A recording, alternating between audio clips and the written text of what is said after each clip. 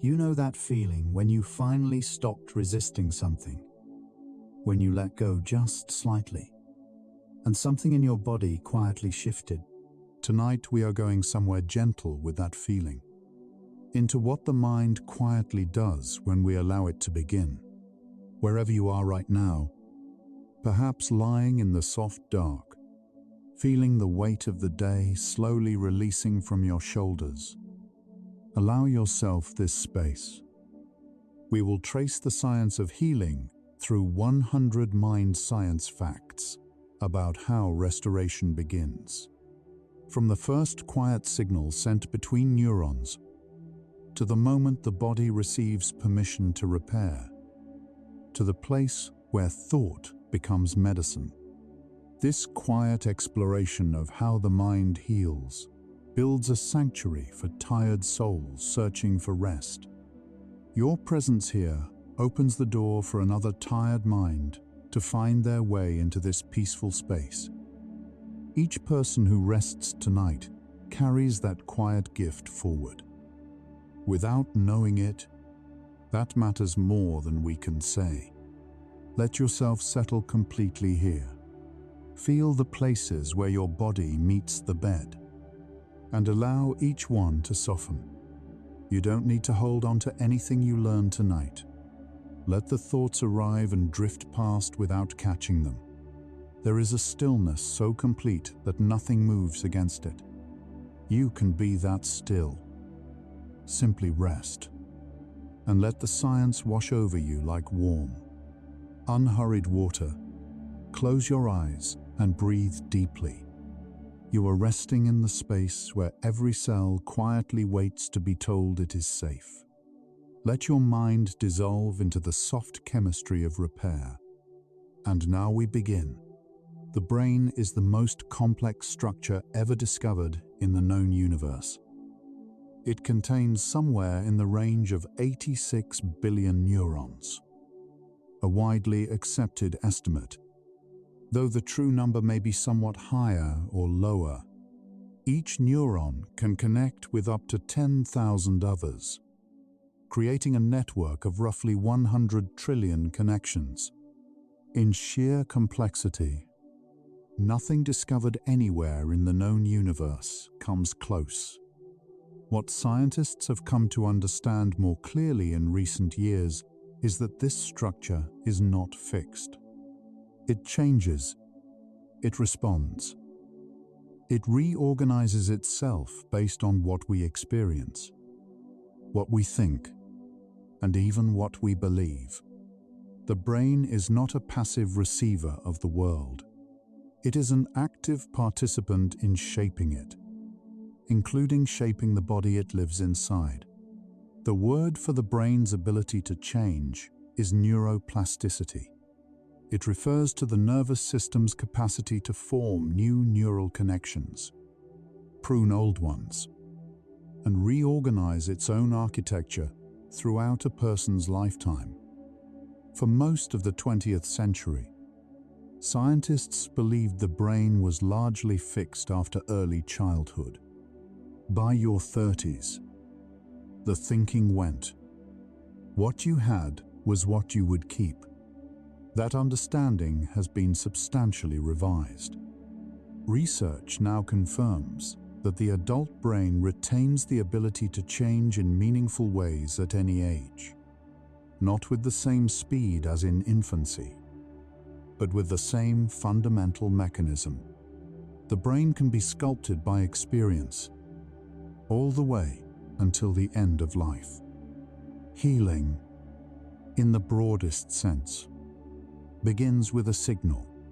Something in the body sends a message, chemical, electrical, or both, and the brain receives it, interprets it, and begins to organize a response. This process happens continuously, beneath the level of awareness, in every moment of every day. The remarkable thing is that the brain does not always wait for damage to arrive before beginning repair. Certain regions of the brain are devoted entirely to anticipatory protection. They monitor, they prepare, they adjust the body's chemistry before a threat fully materializes. The mind, in this sense, is always one step ahead of the wound. The immune system and the nervous system are in constant conversation. For a long time, scientists treated them as separate departments of the body, each operating independently. That model has been replaced. The field of psychoneuroimmunology, the study of how mind, nervous system, and immune response interact, has shown that thoughts and emotions produce measurable changes in immune function.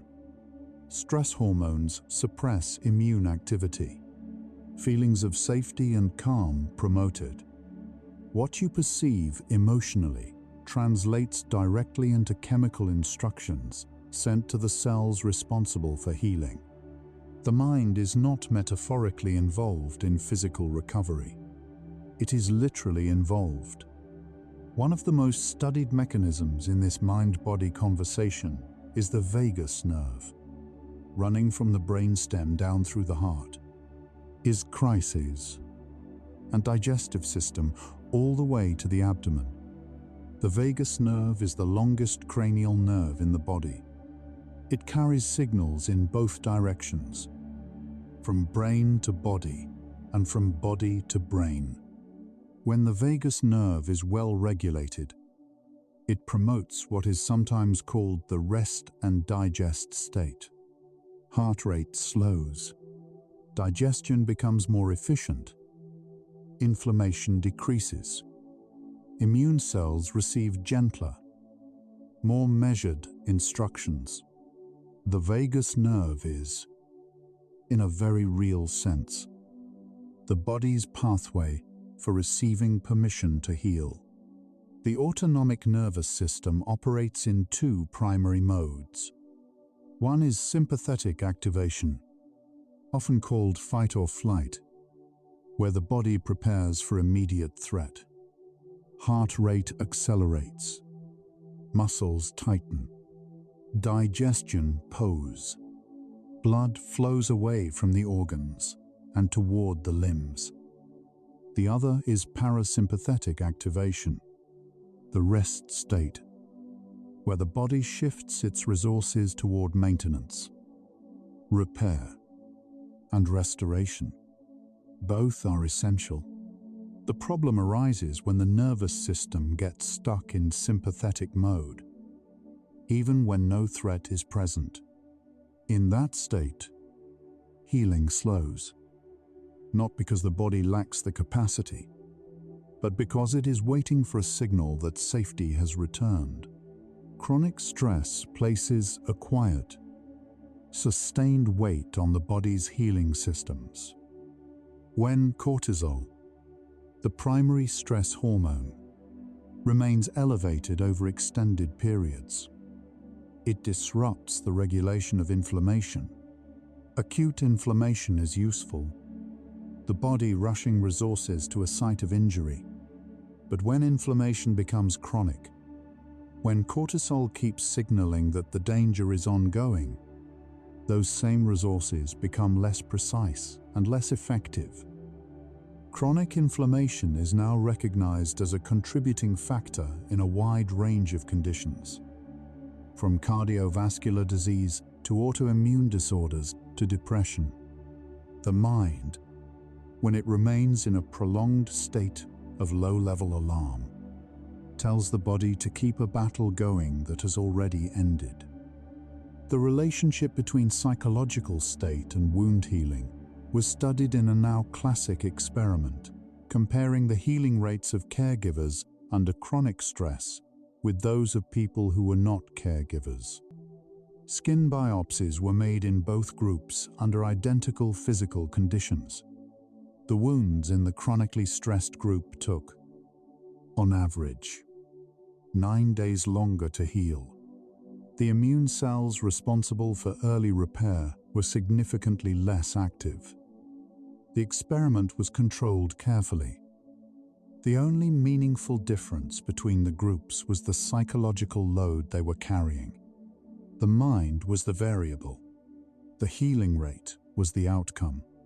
The body is always working to restore balance after activation, a process researchers call allostasis.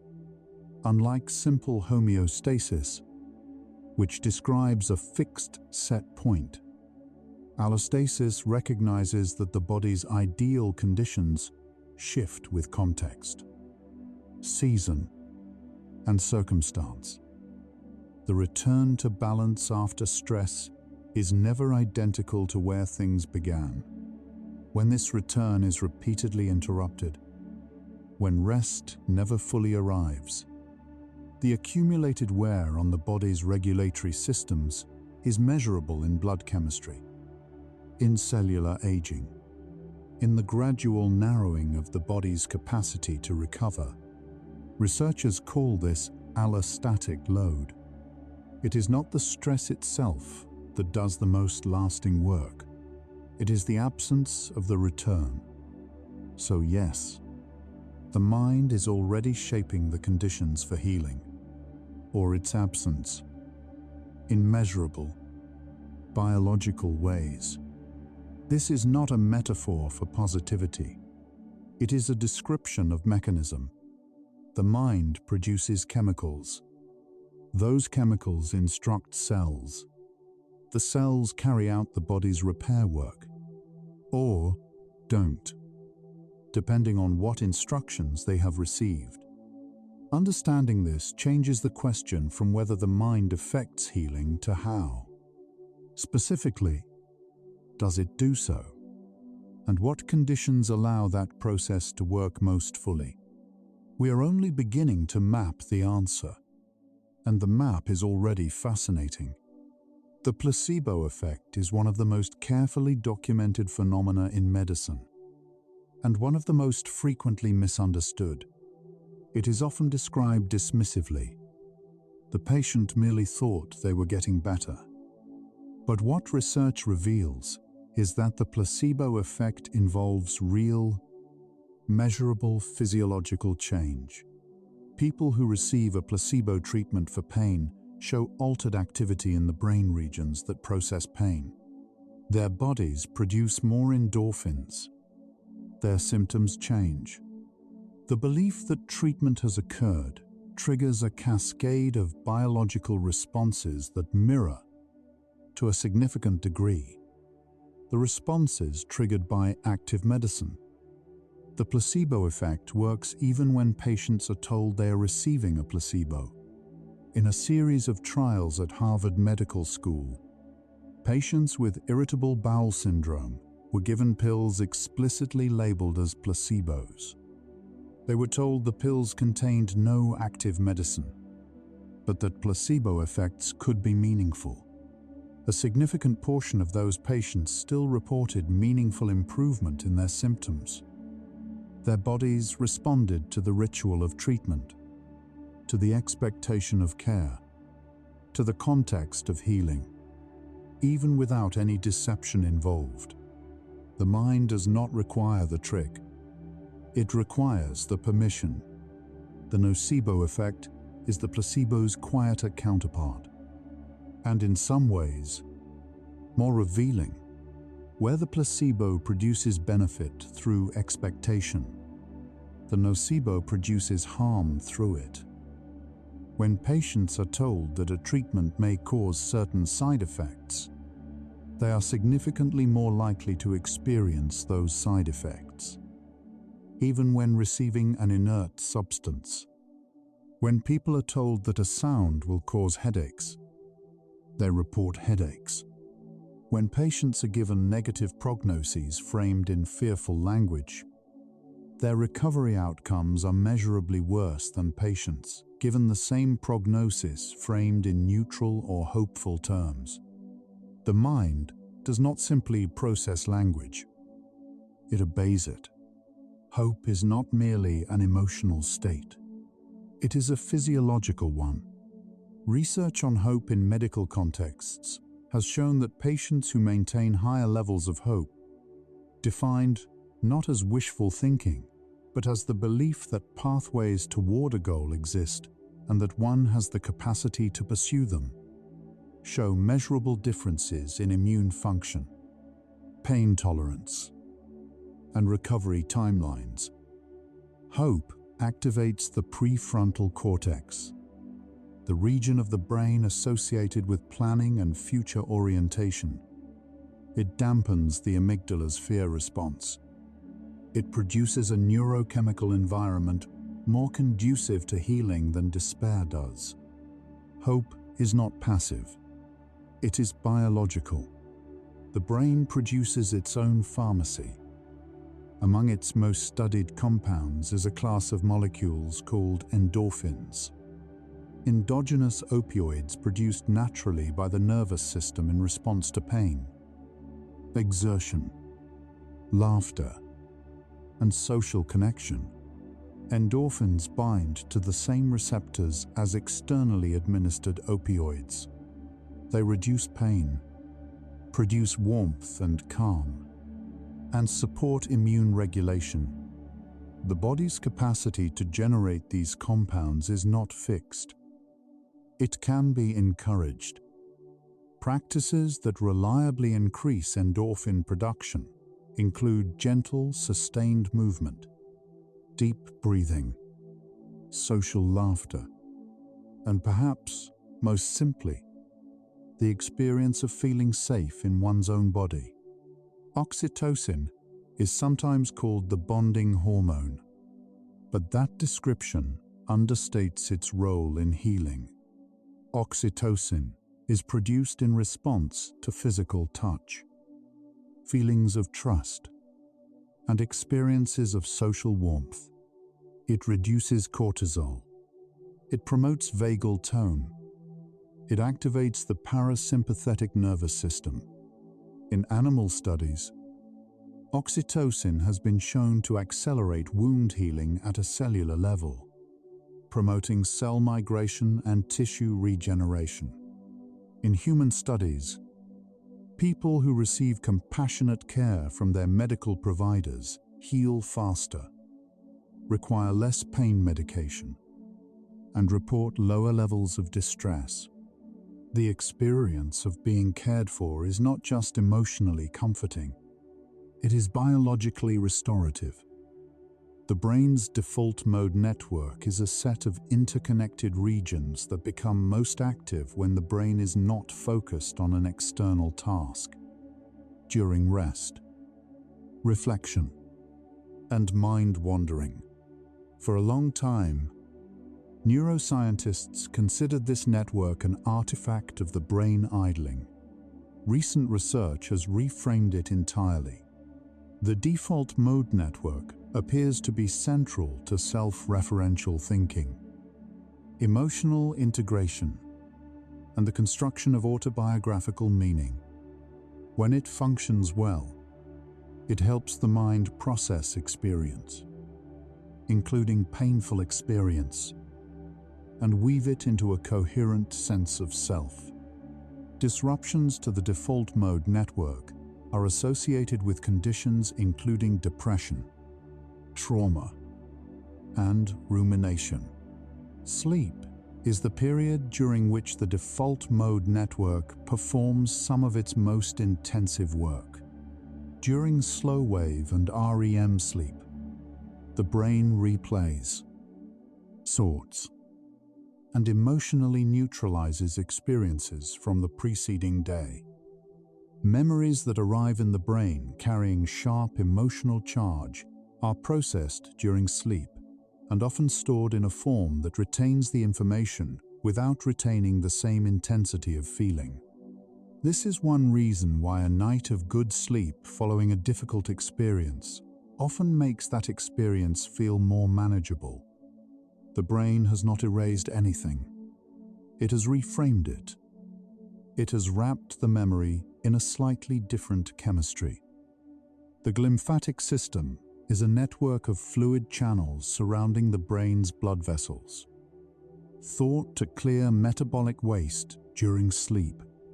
A clinical trial published in early 2026 in Nature Communications found that sleep increased the clearance of proteins associated with Alzheimer's disease into the bloodstream compared to sleep-deprived nights, offering some of the most direct human evidence yet that this system is active during rest.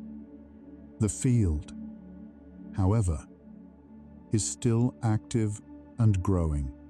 Some recent animal studies have offered findings that challenge earlier models, suggesting the relationship between sleep and clearance may be more intricate than first understood. What the evidence broadly suggests is that sleep supports the brain's maintenance functions. Even as the precise mechanisms continue to be studied, sleep is not a pause in living. It is among the most active forms of it. The timing of sleep matters as well as the duration. The brain's internal clock, the circadian rhythm, is regulated by the suprachiasmatic nucleus, a cluster of roughly 20,000 neurons in the hypothalamus. This clock synchronizes to light, particularly blue spectrum light in the morning, and governs the release of melatonin in the evening. When the circadian rhythm is well aligned with the external light-dark cycle, sleep architecture is more complete. The proportions of slow wave and REM sleep are better balanced. Healing, in all its forms, is more efficient when the body is sleeping at the time its internal clock has prepared it to sleep. Chronic sleep deprivation has measurable effects on the brain's emotional regulation circuits. After insufficient sleep, the amygdala, the brain region most associated with threat detection and fear response, becomes hyperreactive.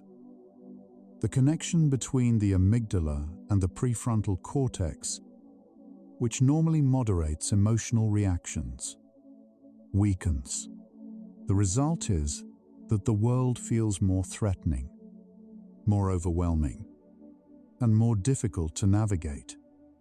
And the physical systems that carry out repair, immune function, hormonal regulation, cellular restoration, operate with less efficiency. Sleep is not the reward at the end of a productive day. It is the mechanism by which the next productive day becomes possible. The mind's role in healing extends to the experience of pain itself. Pain is not a signal that travels unchanged from a wound to the brain, like a wire carrying current. It is a construction. The brain receives sensory information from the body and produces the experience of pain based on that information. Clue context, meaning expectation, emotional state, attention, and prior experience. This is why the same injury can feel dramatically different depending on whether it occurs in a context of safety or threat.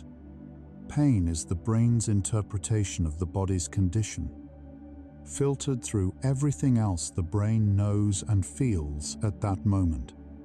This understanding of pain as a construction is a distinctly different insight from the nocebo effect we touched on earlier. The nocebo describes how expectation creates harm. Pain science goes further.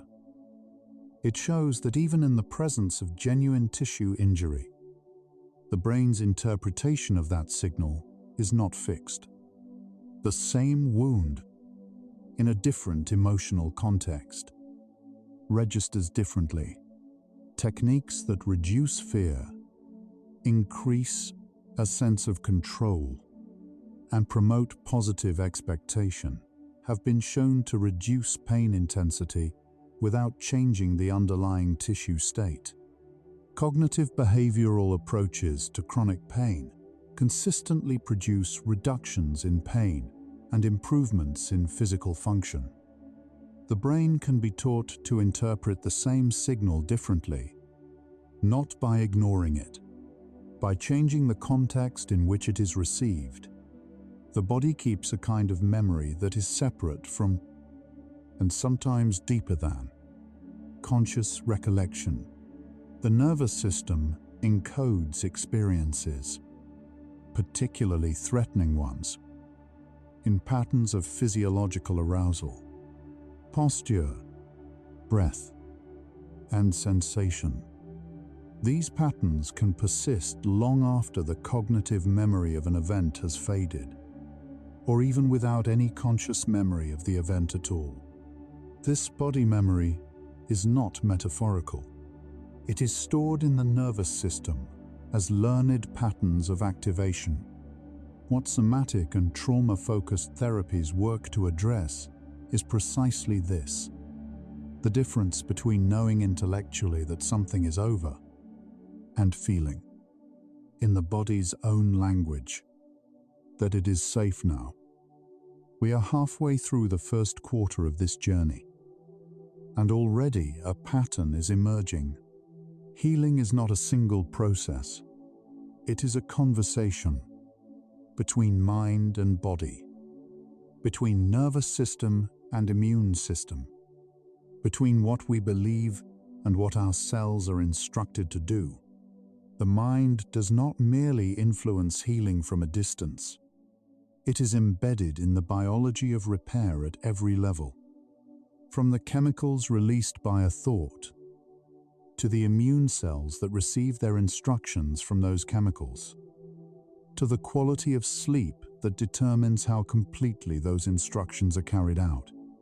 Healing, the science is telling us, begins long before it becomes visible.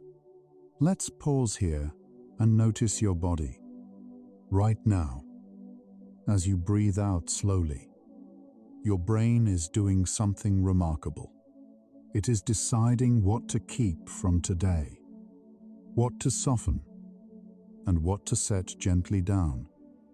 Trillions of cells working without instruction, without effort, without your help, your heart beating, your lungs breathing, your mind quietly sorting. Notice the gentle weight of your own body. You are a complete and self-restoring system. You don't need to manage any of it tonight. Simply rest and let the process that has always known what to do continue on its own. Now we continue. The relationship between thought and cellular biology is mediated partly by a class of molecules called neuropeptides. These small proteins are produced by the brain and nervous system in response to emotional states, and they carry chemical messages to virtually every organ and tissue in the body. The late neuroscientist Candace Pert, whose work helped establish the field of psychoneuroimmunology, described neuropeptides as the biochemical units of emotion, the molecules through which feeling becomes physiology. Every sustained emotional state produces a corresponding chemical environment throughout the body. The mind does not think on one side of a wall, while the body lives on the other. They speak the same molecular language. Gratitude, it turns out, has a biology. Studies examining the neural correlates of gratitude have found that it activates the medial prefrontal cortex, a region associated with moral reasoning and interpersonal bonding. It reduces cortisol levels. It promotes the release of dopamine and serotonin, neurotransmitters associated with mood regulation and reward. People who engage in consistent gratitude practices show lower levels of inflammatory markers in the blood. They report better sleep quality and longer sleep duration. The mind that practices noticing what is good creates a physiological environment that is measurably different from the mind that does not. Compassion directed toward oneself, what researchers call self-compassion, has emerged in recent years as one of the psychological factors most consistently associated with physical and emotional resilience. Research has found that self-compassion predicts lower levels of anxiety, depression, and rumination, while correlating positively with immune function and pain tolerance. The mechanism appears to involve the soothing system of the nervous system, the same circuits activated by receiving care from others. When the mind offers itself understanding rather than judgment, it triggers a parasympathetic response. The body receives the same message it receives from being held. You are safe. You can rest now. Rumination, the repetitive, involuntary replaying of distressing thoughts or events, is one of the most studied obstacles to healing. Something in the body finds it difficult to move forward when the mind keeps returning to the same place. Cortisol remains slightly elevated. The immune system stays in a posture of guarded readiness. Sleep becomes lighter and less restorative. Research has shown that rumination is not simply thinking about a problem. It is thinking about a problem without moving toward resolution. Circling without landing. Interventions that interrupt rumination, including mindfulness practices, physical movement, and directed attention tasks, consistently reduce its physiological effects. The mind that learns to set something down, even temporarily, gives the body permission to begin recovering. The anterior cingulate cortex is a region of the brain involved in monitoring for conflict, including conflict between what we expect and what we experience, and between how we feel and how we think we should feel. When we resist our emotional experience, when we tell ourselves we should not feel what we are feeling, the anterior cingulate cortex registers that conflict as a form of ongoing stress. Research on emotional acceptance has found that acknowledging an emotional state without judgment reduces its duration and its physiological intensity. The emotion does not become larger when we allow it. It moves through more quickly. Acceptance is not surrender. It is one of the more efficient things the mind can do. The insular cortex, sometimes called the insula, plays a central role in interoception, the brain's perception of the body's internal state. It receives signals from the heart, lungs, gut, and immune system, and translates them into the felt sense of being. When the insula is well regulated, people have an accurate and nuanced awareness of their internal physical and emotional experience. They can sense subtle signals from the body, early signs of tension, fatigue, or distress, before they become acute. This awareness supports healing because it allows for earlier, gentler responses. The body that is listened to does not have to shout. The gut-brain axis is a bidirectional communication pathway between the gastrointestinal system and the central nervous system.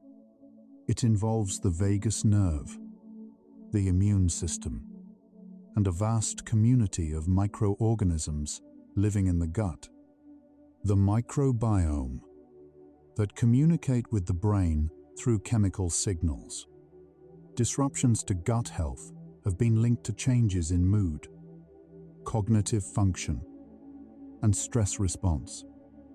Conversely, psychological stress alters the composition of the gut microbiome, affecting digestion, nutrient absorption, and immune regulation. The health of the mind and the health of the gut are not parallel processes. They are the same process, viewed from different vantage points. Breathing is one of the few bodily functions that operates automatically but can also be voluntarily controlled. This makes it a uniquely accessible bridge between the conscious mind and the autonomic nervous system. Slow, extended exhalation, breathing out for longer than one breathes in, directly activates the parasympathetic nervous system through the vagus nerve.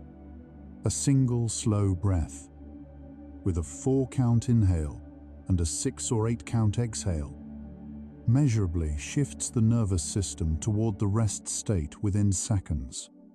This is not relaxation as a metaphor. It is a physiological lever. The mind can reach into the body through the breath and change the conditions under which every cell is operating. Music has measurable effects on the biology of healing. Listening to music that a person finds soothing reduces cortisol, lowers blood pressure, decreases heart rate, and promotes the release of dopamine and oxytocin. Studies in clinical settings have found that patients who listen to calming music before and after surgery require less pain medication, report lower anxiety, and in some studies show faster recovery of immune function. The brain processes music through emotional and reward circuits that overlap significantly with those involved in social bonding and safety signaling. Music tells the nervous system, in a language older than words, that the present moment is benign. The skin, particularly in areas with fine hair, contains specialized nerve fibers called C-tactile afferents. These unmyelinated fibers respond most strongly to slow, gentle, stroking touch, at roughly the pace of a calm hand moving across an arm. They project signals to the posterior insular cortex, activating circuits associated with social bonding and safety. Research published in 2025 found that these fibers are linked directly to hair follicles, meaning the body's oldest sense of gentle contact may be rooted even deeper than previously imagined. In neonatal care, skin-to-skin contact between infants and caregivers improves respiratory stability, immune function, and neurological development.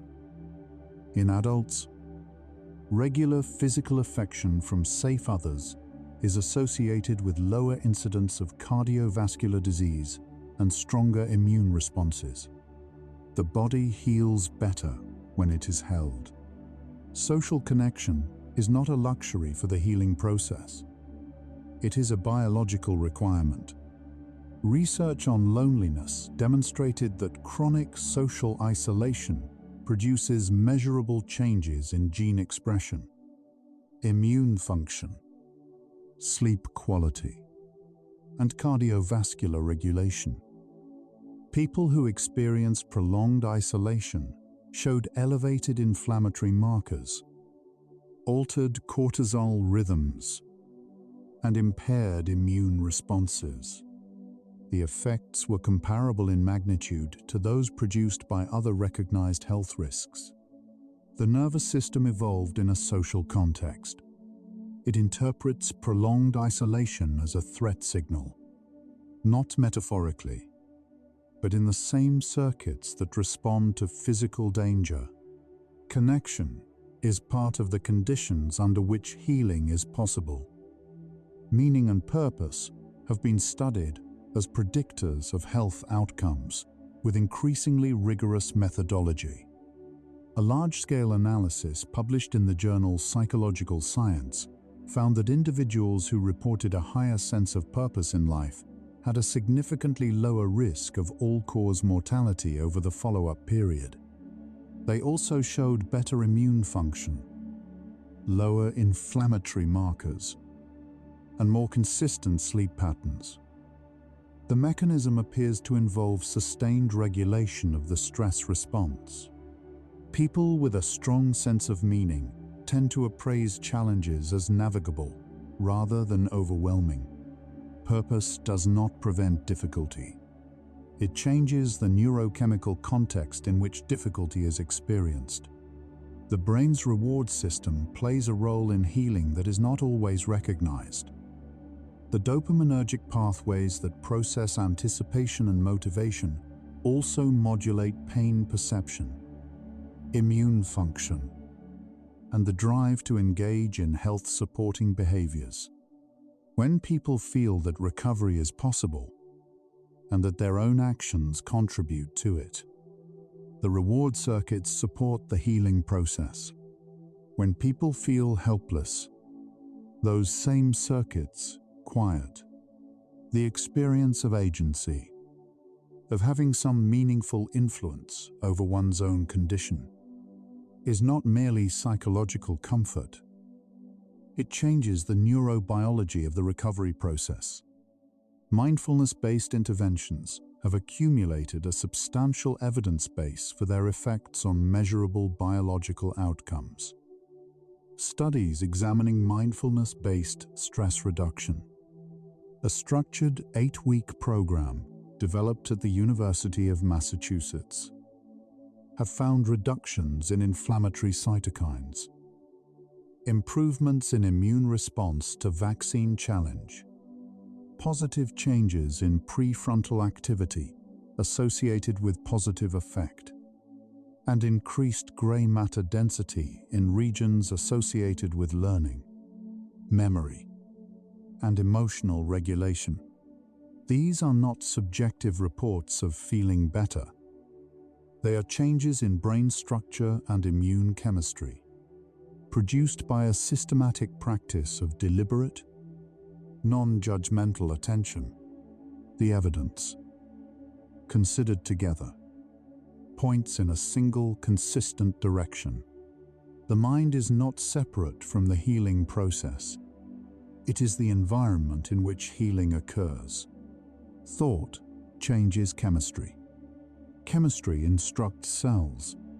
Cells carry out restoration. The conditions that support this chain: safety, connection, meaning, rest, and the fundamental experience of being cared for, are not add-ons to treatment. They are the substrate upon which all treatment rests. We are at a point where the mechanisms have become specific enough to measure, to study, and gradually to work with. And that knowledge itself, held gently, is already doing something. Take a slow breath. Notice how your body feels a little softer now than when we began. We are wandering through the science of what the mind does when it is allowed to heal. You and I, and everyone listening in the quiet dark. There is no rush, no destination, just the gentle accumulation of understanding, arriving at the pace of a slow exhale. Let's drift onward together. What follows now is some of the gentler science. Things worth knowing, but things you can hold lightly tonight. Difficult experiences can leave marks on the brain's architecture in specific and measurable ways. Research using neuroimaging has shown that in people who have lived through overwhelming stress, 3 key regions show altered activity and structure. The amygdala, which can become hyperreactive. The prefrontal cortex, which may become less able to moderate that reactivity. And the hippocampus, which plays a central role in contextualizing memory in time and space. When the hippocampus is affected, memories of threatening events can lose their sense of being located in the past. They feel present. The body responds to them as if the threat is ongoing. This is not a failure of character. It is a change in the architecture of the threat detection system. The brain, however, retains the capacity to reorganize even after significant stress. Neuroplasticity does not suspend itself in the face of difficulty. Studies have found that with appropriate support, The hippocampal volume that decreases following overwhelming stress can, in some cases, be partially restored. The connection between prefrontal cortex and amygdala, when repeatedly exercised through processes like focused therapeutic work, becomes stronger and more reliable. The brain does not return to an identical previous state, but it builds a new organization around the experience, one that can hold the memory without being governed by it. Recovery from psychological difficulty follows the same fundamental principle as recovery from physical injury. The tissue learns to heal around the wound. The body's stress response involves two primary systems. The first produces rapid adrenaline release in response to perceived threat, the quickening pulse and sharpened attention of immediate alarm. The second produces cortisol more slowly, sustaining the response over longer periods when threat appears ongoing. Both systems serve vital functions in genuine emergencies. The challenge arises when the second system becomes dysregulated, when its feedback loops no longer effectively signal that it is time to stand down. Healing from chronic stress involves, in part, gently retraining the nervous system to recognize safety. Yoga, Tai Chi, and other slow, intentional movement practices have been studied for their effects on nervous system regulation, with consistent findings. These practices activate the parasympathetic nervous system, reduce cortisol and inflammatory markers, and improve measures of vagal tone. They also appear to reduce the hyperreactivity of threat detection systems associated with prolonged stress. What these practices share is a focus on the simultaneous experience of body sensation, breath, and deliberate attention, which engages both the insular and the prefrontal cortex in a way that promotes interoceptive awareness and emotional regulation. The body and mind are moved together, and together they recalibrate. Narrative, the act of constructing a story about one's experience, appears to have a distinct role in emotional healing. Research by psychologist James Pennebaker demonstrated that writing about difficult experiences in a structured, emotionally engaged way produced significant reductions in stress markers and improvements in immune function compared to writing about neutral topics. The effect is most consistent when the narrative moves toward coherence, when it finds some form of meaning, integration, or resolution, even a tentative one. The mind does not simply store experiences. It tries to understand them, giving that process a structured form, words on a page, or words spoken aloud, supports the brain's own resolution of difficulty. Creative expression, more broadly, has been studied for its therapeutic effects, with consistent findings across music, visual art, and movement. The proposed mechanisms include emotional processing through symbolic rather than direct channels, activation of reward circuits independent of the content being expressed, reduction of rumination through focused attentional engagement, and the promotion of a sense of agency and mastery. Art therapy, music therapy, and movement-based approaches have each accumulated clinical evidence supporting their use in recovery from difficulty, chronic illness, and grief. The mind that is engaged in making something, anything, is partly freed from the grip of what troubles it. Creation and healing share something in their neurochemistry. Forgiveness has been studied as a health variable, with results that many scientists initially found unexpected. Research has found that people who report higher levels of forgiveness, defined not as condoning harmful acts, but as the internal release of resentment and the wish for retribution, show lower levels of inflammatory markers, lower blood pressure, better cardiovascular measures, and better mental health outcomes. The mechanism is understood to involve the reduction of chronic rumination and sustained anger, which maintain the stress systems in a state of low-level activation. Forgiveness, in this frame, is not primarily a moral act.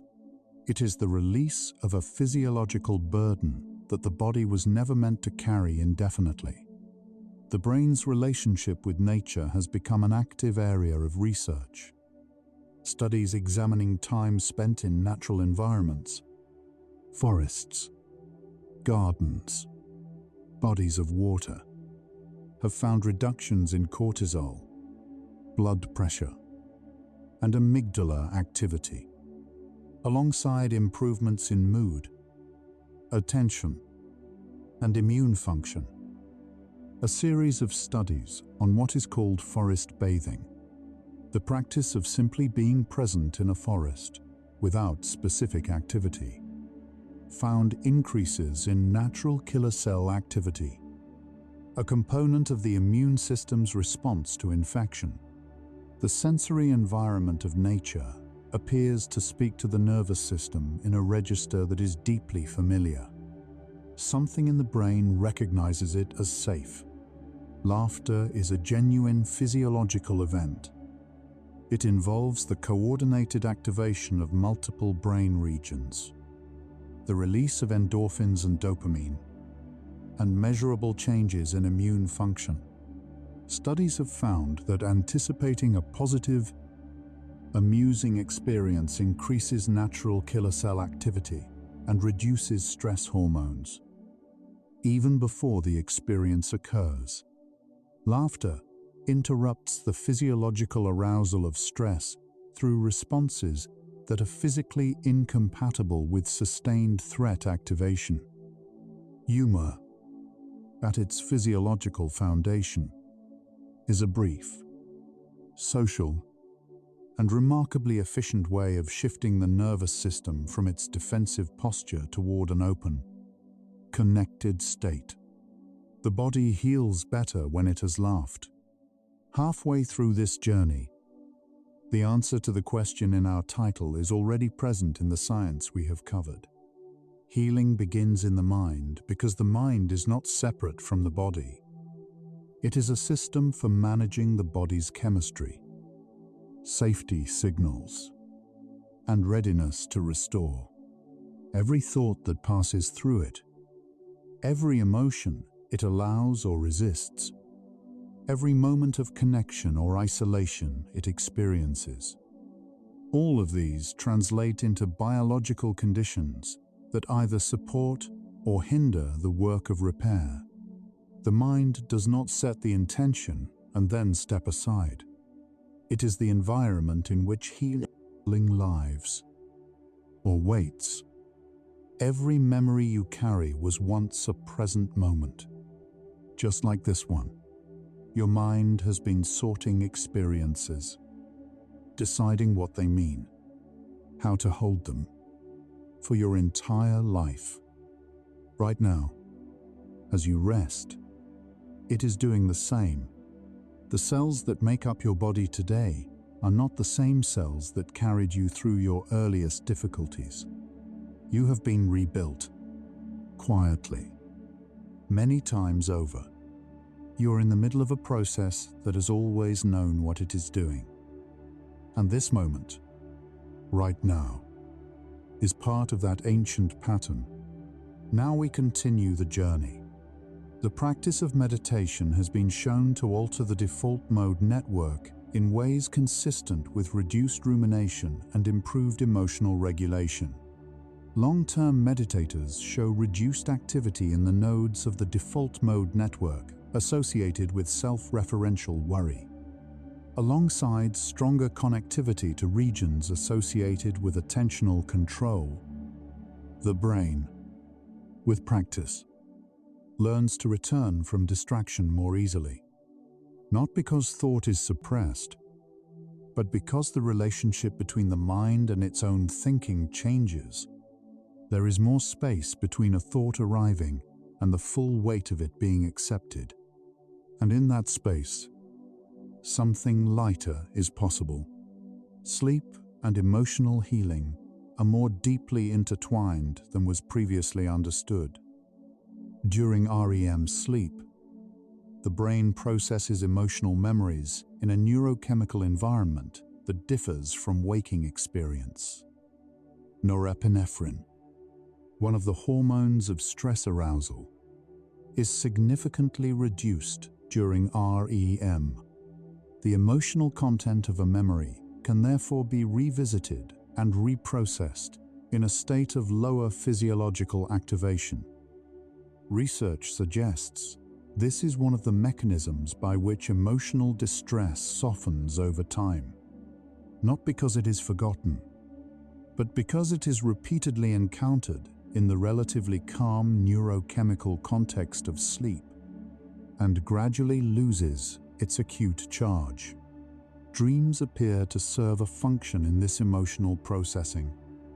Studies in which participants were woken during REM sleep and asked about their dream content found that emotionally significant experiences from the preceding days were frequently incorporated into dreams. The dreaming brain recombines memories in novel contexts, which may allow for new associations and interpretations that differ from the original experience. This is an active area of research, and the precise function of dreaming remains debated. What is broadly agreed upon is that disrupting REM sleep consistently impairs emotional regulation and memory consolidation. Whatever dreams are doing, the mind is worse without them. The concept of post-traumatic growth, the possibility that genuine positive change can emerge from difficult experience, is now an established area of psychological inquiry. Researchers Richard Tedeschi and Lawrence Calhoun at the University of North Carolina spent decades documenting the experiences of people who described significant psychological development following adversity. They identified consistent themes, including a greater appreciation for life, changes in relationships, a stronger sense of personal capability, and a deepened philosophical perspective. Post-traumatic growth does not mean the difficulty was worth experiencing. It means the mind has a genuine capacity to rebuild itself in a form that is, in certain ways, larger than what came before. The process of post-traumatic growth is not linear, and it is not universal. It is more likely to occur when people have access to support, time for reflection, and the psychological safety to engage with their experience rather than simply endure it.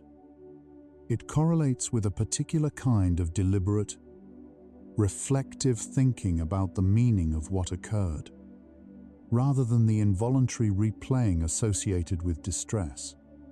The mind that asks what this experience means, in a context of safety and support, tends to find something, not always quickly, not always in the form expected, but the capacity for meaning-making appears to be fundamental to the human nervous system. The prefrontal cortex, the region most associated with rational thought, planning, and emotional regulation, continues developing until approximately the mid-20s, but it retains plasticity throughout adulthood.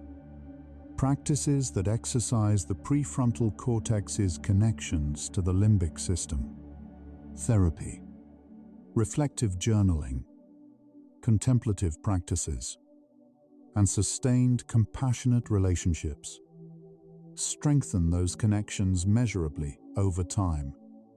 The brain that learns to regulate itself becomes better at regulation. The mind that practices returning to calm after difficulty finds the return easier with each iteration. The neurological basis for emotional resilience is not fixed at birth. It is built gradually and repeatedly through the experience of navigating challenge and continuing gratitude practices. Specifically, the deliberate, written identification of things for which one is grateful have been studied in randomized controlled trials with health outcome measures. Participants who wrote about gratitude weekly for 10 weeks reported fewer physical symptoms, more time exercising, better mood, and more positive expectations about the coming week compared to control groups. The effects are attributed partly to the neural overlap between gratitude and reward circuits, and partly to the attentional reorientation that gratitude produces, training the mind to notice positive inputs in the environment, which gently counters the negativity bias built into the threat detection system. The mind finds more of whatever it is trained to look for. The negativity bias is a deeply conserved feature of human cognition. The tendency for negative experiences, threats, and losses to receive more attentional weight than equivalent positive experiences. It is evolutionary in origin, but in contemporary life, where most challenges are not immediate physical dangers, the negativity bias can skew perception toward a persistent, low-level sense of unease. Healing, in part, involves working gently against this tendency, not by denying difficulty, but by giving equal or greater deliberate attention to safety, goodness, and restoration. This is not wishful thinking. It is corrective attention as nervous system care. The body's healing processes are synchronized to the time of day. Certain immune functions are more active at night. Growth hormone, essential for tissue repair, is primarily released during deep, slow-wave sleep. Cortisol follows a diurnal rhythm, peaking in the morning to support waking alertness and tapering through the day. Melatonin rises in the evening, signaling the body to shift toward restoration. This is not coincidental. It is architecture, an ancient design in which the nighttime hours are devoted, across species, to the work of repair. When we sleep well, we are participating in a biological ritual as old as the nervous system itself. The heart has its own intrinsic nervous system, a network estimated to contain tens of thousands of sensory neurons embedded in and around the cardiac muscle. This network can sense, feel, learn, and remember, and it sends more information to the brain than it receives. The heart's electrical field is the strongest produced by any organ in the body. Research has found that the pattern of the heart's rhythm, its coherence or incoherence, feeds back to the brain through the vagus nerve and influences cognitive function, emotional regulation, and immune activity.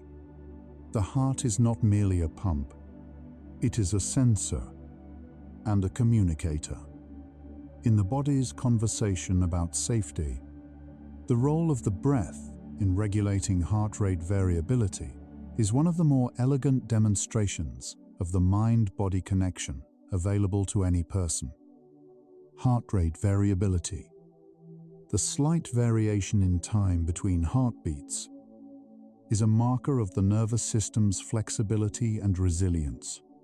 Higher heart rate variability is associated with better cardiovascular health, stronger immune function, greater cognitive flexibility, and more stable emotional regulation. Slow, deep, rhythmic breathing increases heart rate variability by strengthening vagal tone, the mechanism by which the parasympathetic nervous system influences the heart's rhythm. The breath is the most accessible, portable support for nervous system health that exists. It requires nothing external. It is always present. Water has measurable effects on the nervous system that are not simply explained by hydration. Proximity to water environments, ocean, river, or lake, consistently reduces self-reported stress and produces measurable decreases in cortisol across a wide range of study populations. The sound of flowing water activates parasympathetic circuitry. The visual experience of a large, calm expanse appears to reduce the hypervigilant scanning of the threat detection system. One proposed explanation is that the brain evolved on landscapes that included water, and that its presence signals an environment likely to be safe and resource-rich. The nervous system relaxes around water in ways that can be observed, measured, and reproduced. The relationship between physical movement and mental health operates through multiple simultaneous biological pathways. Exercise increases the production of brain-derived neurotrophic factor, a protein that supports the growth, survival, and plasticity of neurons. It promotes the release of endorphins, dopamine, and serotonin. It reduces inflammatory cytokines. It improves the regulation of the stress response system. Regular moderate exercise consistently reduces symptoms of depression and anxiety. In some studies, with effect sizes comparable to medication. It also improves sleep quality, reduces rumination, and promotes the experience of physical self-efficacy. The body in motion tells the mind that it is capable, and the mind responds. The experience of awe, of encountering something vast, complex, or beautiful that briefly exceeds the mind's existing frameworks, has been studied as a psychological state with distinct physiological correlates. R reduces inflammatory cytokines. It shifts attention outward, away from self-referential preoccupation. It promotes a sense of smallness that is, paradoxically, comforting rather than threatening. Researchers call this the small self, in which the boundaries between self and world feel more permeable and less defended. Regular experiences of awe have been associated with greater well-being, more pro-social behavior, and lower levels of stress markers. The mind that occasionally encounters something larger than itself appears to rest more easily. We now understand that healing is not a passive biological process waiting for permission. It is an active collaboration between the body's restorative systems and the psychological environment in which they operate. The mind creates that environment through the quality of its attention, its beliefs about recovery, its relationships, its relationship with itself, and the degree to which it allows safety to be felt in the body. This does not mean that positive thinking cures disease, or that suffering is always a product of the mind's choices. It means that the conditions under which the body heals best are, in significant part, psychological. and psychological conditions can change. The concept of the window of tolerance describes the zone of nervous system activation within which a person can function most effectively, processing experience without becoming overwhelmed or shutting down. When arousal is too high, the system becomes flooded. When too low, it becomes numb. Within the window, there is sufficient activation for engagement and learning, but sufficient calm for integration. Expanding the window of tolerance is a central goal in many approaches to recovery. It involves gradually increasing the nervous system's capacity to experience and process difficult material, without leaving the zone in which meaning-making and repair are possible. Epigenetics. The study of how gene expression is regulated by environmental and experiential factors without changes to the underlying DNA sequence, has added another dimension to the science of mind-body healing. Research has found that chronic stress produces epigenetic changes that alter the expression of genes involved in immune function, inflammatory response, and neuroplasticity. Some of these changes appear to be reversible with the right support. Mindfulness practice, therapeutic care, and sustained changes in psychosocial environment have been associated with measurable epigenetic modifications in the direction of improved health. The mind, through its sustained states, appears to reach all the way down into gene expression. Healing from grief, the loss of someone or something central to one's sense of self and world, has its own neurological signature. Grief activates the brain's reward and yearning systems in addition to its pain circuits, which may partly explain its persistence and the way it can arrive unexpectedly, long after acute loss. Research has traced grief through the brain's attachment systems, finding that recovery involves the gradual reorganization of the internal representation of the person or thing that has been lost, maintaining connection in memory and meaning while releasing the expectation of their physical presence. Grief is not a failure to heal. It is the healing process of loss, following its own necessary arc. Compassion for others activates overlapping neural circuits with compassion for oneself. Both involve the caregiving system of the nervous system.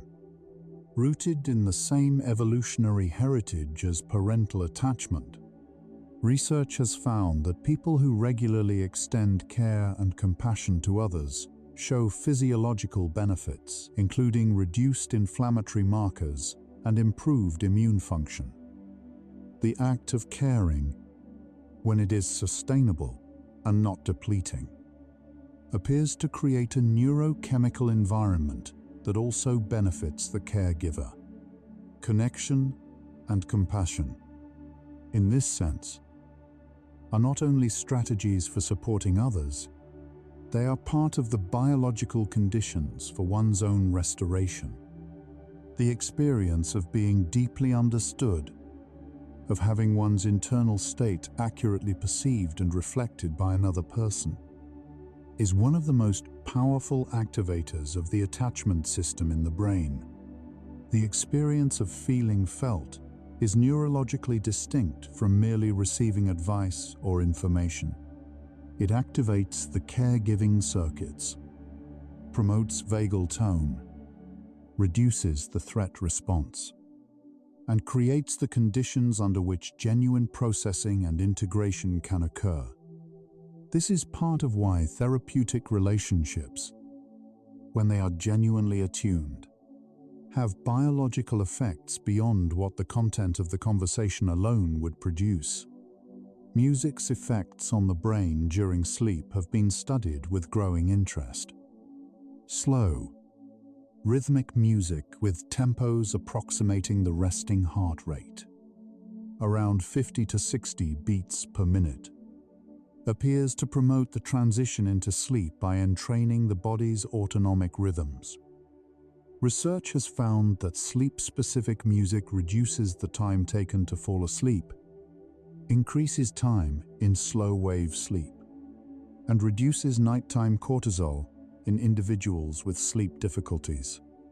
The mechanism is understood to involve both the auditory cortex's integration with limbic and autonomic systems, and the cognitive association of slow music with safety and rest. The body follows the tempo it is given. Healing is not a return to a previous state.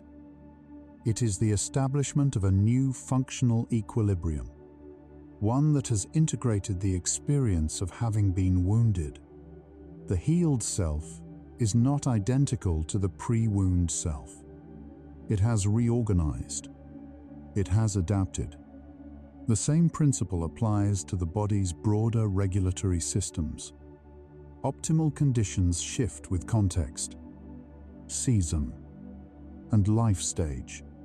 Healing, in this sense, is not a destination. It is a continuous process of rebalancing, the body and mind moving together toward whatever form of wholeness is available now. The brain, during periods of rest and mind wandering, engages in spontaneous activity that includes the generation of future scenarios, imagining possible futures, planning, simulating social interactions. This function can support adaptive decision-making and emotional preparation, but it also creates the possibility of anxious anticipation, the generation of distressing future scenarios that maintain the stress response in the present, interventions that gently return attention to the present moment, without judgment. Reduce this anticipatory anxiety by interrupting the future simulation process before it escalates. The mind that learns to rest in the present generates less imaginary suffering. Human beings are the only species known to delay sleep intentionally. We choose to stay awake past the signals our biology sends us. We treat fatigue as something to be managed rather than honored. Sleep scientists increasingly describe this cultural habit as a form of slow self-neglect, not because an occasional late night is damaging, but because the chronic, low-level sleep deficit that many adults carry reshapes the nervous system over time in ways that impair exactly the regulatory and restorative functions that healing most requires. Choosing sleep, genuinely, consistently, as an act of self-regard, is one of the most evidence-supported investments in health that a person can make. Healing begins in the mind. The science is now telling us with considerable clarity, because the mind is the primary regulator of the body's readiness to restore. Every organ system involved in physical healing, immune, endocrine, cardiovascular, neurological, receives its organizing signals from the brain through pathways that are sensitive to psychological state. The mind that feels safe heals differently from the mind that does not. The mind that is connected heals differently from the one that is isolated.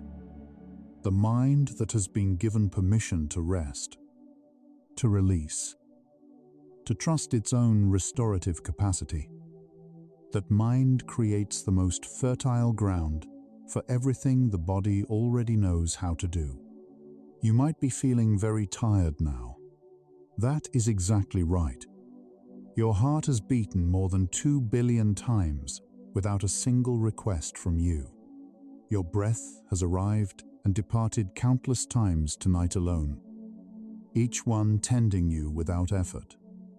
Your body knows how to do this. It has always known. You do not need to tend the healing tonight. It will tend itself. You only need to allow it. Let go of the watching. Let the process that needs no supervision continue in the gentle dark. We are almost there now. The brain never fully stops healing. Even in advanced age, the birth of new neurons continues in regions including the hippocampus, particularly in response to gentle exercise, environmental enrichment, and learning. The brain's capacity for change does not expire. It becomes slower. Perhaps it requires more of certain conditions, but the fundamental architecture of restoration remains in place throughout a lifetime. The mind that chooses to engage gently with living continues, by that choice alone, to be rebuilt. Safety is not merely the absence of threat. It is a positive neurological state, one that must be actively created by a combination of internal signals from the body and external signals from the environment.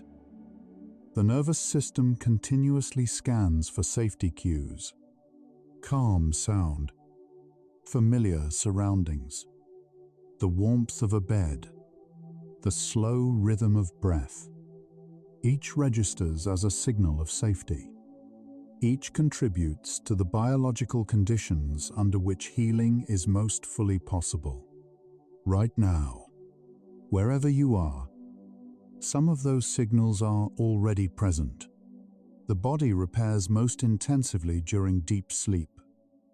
Human growth hormone, essential for cellular regeneration and tissue repair, is released primarily in the first third of the night.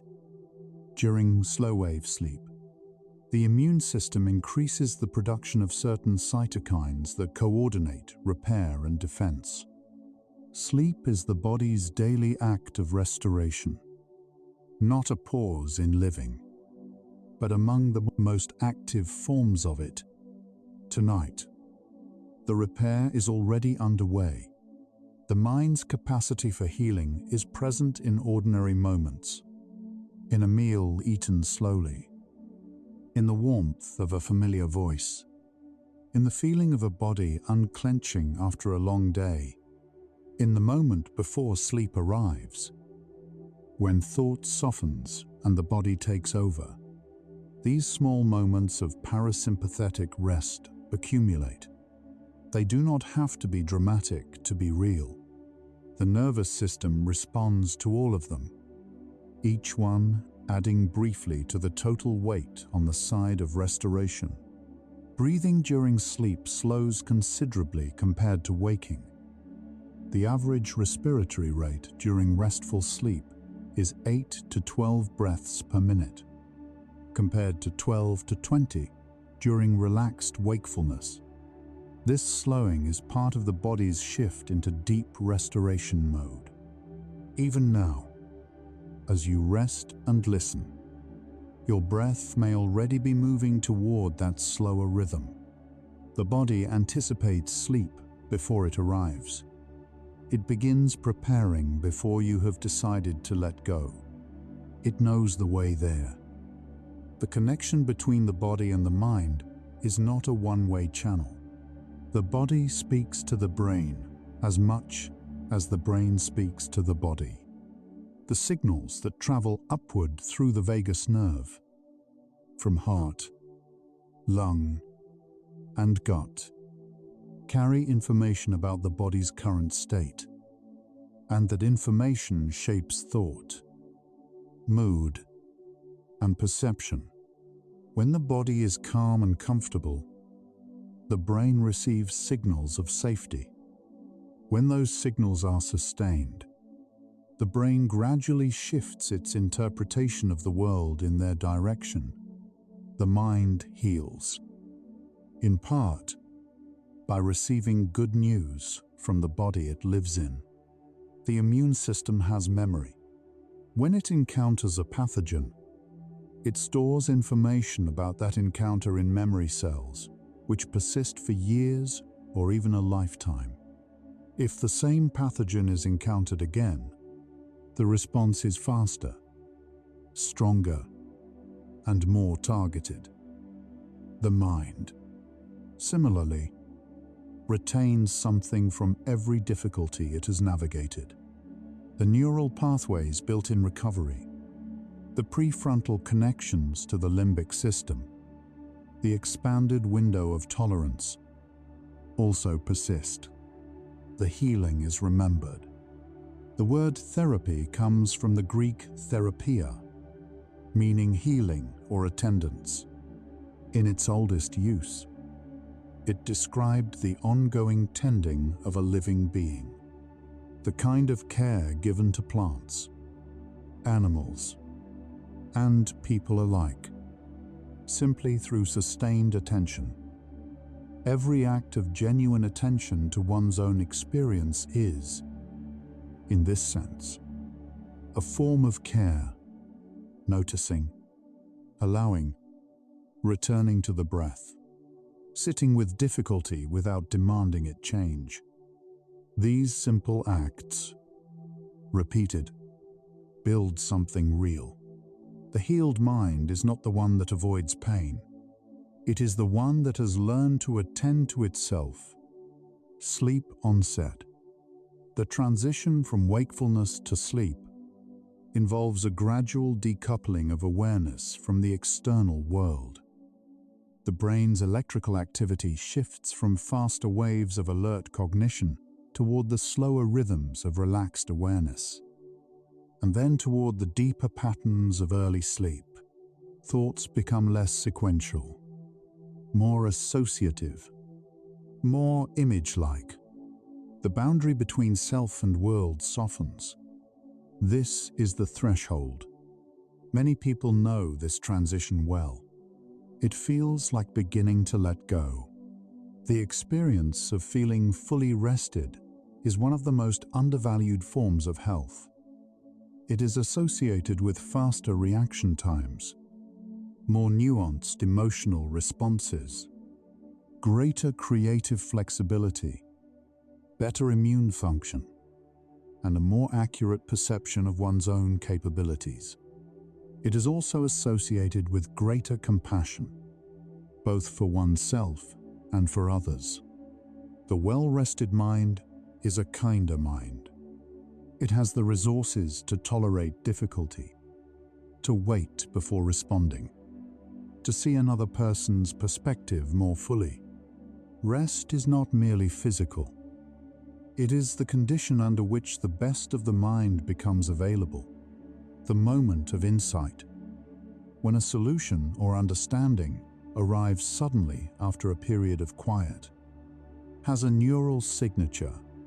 Studies have found that in the moments before an insight is reported, there is a burst of high-frequency neural activity in the right anterior temporal lobe, accompanied by a sudden increase in slower wave patterns, indicating reduced processing of external information. The brain, when it quiets its direct problem-solving efforts, sometimes finds what it was looking for. Rest is not only restorative, it is generative. The mind that pauses often receives something the mind that pushes cannot find. The experience of wonder, of genuine curiosity about the nature of things, activates neural networks associated with reward, social cognition, and learning. It is difficult to sustain wonder and fear simultaneously. Research has found that curiosity, even mild intellectual engagement with something interesting, reduces cortisol and promotes the release of dopamine. The mind that remains curious about the world it inhabits, however difficult that world sometimes is, maintains access to a biological state that supports both learning and healing. Wonder is not a luxury. It is a form of medicine. The healing that happens during sleep is not only physical. Emotional processing, memory consolidation, and the reorganization of neural connections all occur during sleep. contributing to a form of psychological restoration that is parallel to the body's physical repair. People who sleep well after learning new material retain more of it. People who sleep well after difficult emotional experiences feel more regulated. People who sleep well over time show greater resilience to the difficulties of subsequent days. Sleep is the mind's restoration. Everything else we do to heal is preparation for the hours when the real work is done in silence. Pain, when it persists, can shift how the nervous system processes sensation over time. The nervous system can begin to amplify signals, lowering its threshold for what triggers a response, and expanding the areas of the body that feel involved. The brain, in sustained difficulty, deepens its neural pathways through repetition. But neuroplasticity works in both directions. The brain can also learn its way out of amplified responses through specific, gentle interventions that target these central mechanisms. The brain that learned to amplify difficulty can, with the right conditions, learn to quiet it. The learning is not only in one direction, so could healing begin in the mind? It already has. In every fact we have traced tonight, in the chemical messages carried by thoughts, in the immune cells that respond to feelings of safety, in the sleeping brain's nightly work of repair, in the nervous system's ancient capacity to recognize warmth, connection, and rest as conditions for restoration. The science does not ask us to believe in miraculous cures. It asks us to recognize what has always been true. The mind is part of the body. Its states are biological states. Its healing is physical healing. The boundary was never where we thought it was. The circadian rhythm governs not only sleep, but the timing of virtually every physiological process in the body. Immune cell production, hormone release, cellular division, all are synchronized to the internal clock. Disrupting this clock through irregular sleep or excessive artificial light at night has measurable effects on immune function, metabolic health, and mood regulation. Aligning one's behavior with the body's natural timing. Sleeping when the clock prepares the body for sleep. Waking with morning light is one of the simplest and most evidence-supported things a person can do to support their own restoration. Calm is contagious. Researchers found that being in the presence of a regulated, settled nervous system tends to shift one's own nervous system toward regulation. This is one reason why therapeutic relationships have biological effects, why social support improves recovery, and why simply resting near someone who is at peace can ease distress in ways that words alone cannot. We heal, in part, in the field of each other's nervous systems. The sound of a human voice speaking slowly and gently activates the auditory cortex and limbic system in ways that are distinct from other sounds. The rhythm, pitch variation, and pacing of a calm voice carry safety signals through pathways that are older than language. Infants, soothed by parental voices before they can understand words, are experiencing this system. Adults listening to calming narration activate similar pathways. The voice is a vehicle for a message the body receives directly. Beneath the level of the words being said, you are safe. You are attended to. You can rest. Every organ in the body participates in the chemistry of healing. The liver detoxifies. The kidneys filter. The lungs oxygenate. The skin maintains barrier function. The gut absorbs and protects. The heart circulates. All of this happens every night, in the quiet dark, without effort or instruction. The body has been doing this since before consciousness existed. It does not require the mind's guidance to carry out repair. It only requires the mind's permission. The permission that comes when the nervous system is finally allowed to shift from vigilance to rest. That permission is available right now. The last fact of this journey is not a fact at all. In the strictest sense, it is a reflection. The mind that has followed these 100 ideas through the night, softening, slowing, allowing science to become a kind of lullaby, has already been changed by the listening. Not dramatically, not all at once, but the nervous system has spent this hour in the company of understanding about its own capacity to restore. It has heard, in a language it recognizes, that the body knows how to heal. That rest is its natural direction, and that healing is not something that must be earned or forced. It is something that happens when the conditions are finally right. And so, our quiet journey through the science of healing comes to a gentle close.